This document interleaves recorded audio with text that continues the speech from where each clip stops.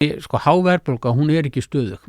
Til þess að halda kerfinu gangandi þá þarf hann alltaf að aukast og bara horfir á þessi verðbólguskeið til hans frá upp úr 1960 á Vesturlöndum þangað til hvað í kringum 1980-82 þegar náðist tök á verðbólgunni að það stigvaxandi verðbólga. Hitt atriðið að það og sem að tengist líka vinnumarkaðnum að það ríkið.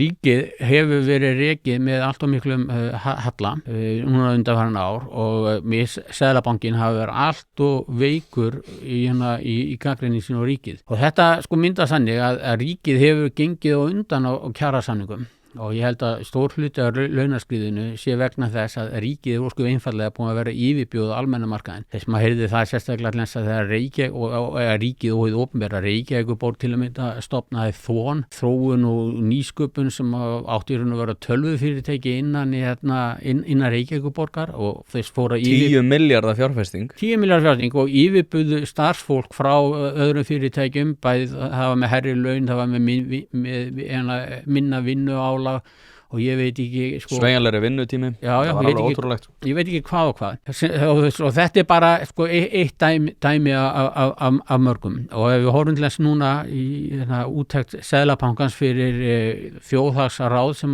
fundaði í byrjun þessa mánaðar þá voru tölurnar þannig að launavísitalan hafði hækkað 8,1%. 6,7% sko almenna markaðnum, 10,1% hjá ríkisstarfsmönnum án kennara og 17,1% hjá kennurum. Og auðvitað þegar það samkeppni fólk og venst að atvinnuleysi lágt á Íslandi og þú vilt halda í gott fólk þá auðvitað dregur þetta upp allan launaskala. Þá það auðvitað sko vandamáli með ríkið og menn segja já, ríkið það ekki að prenta peninga.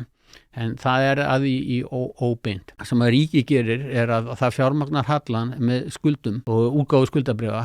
Skuldabréfin síðan keypta mestu af lífeyrissjóðum sem í raun og veru uppsafnað sparnar. Þau til þess að kaupa frekar ríkisskuldabréf heldur en erlendar eignir eða annað slíkt. Þannig kemur peningur inn og síðan peningunum eitt af ríkinu. Þannig að ríkið hefur verið að auka þensluna. Fjárlögin í fyrra þau juku útgjöld 143 milljarða.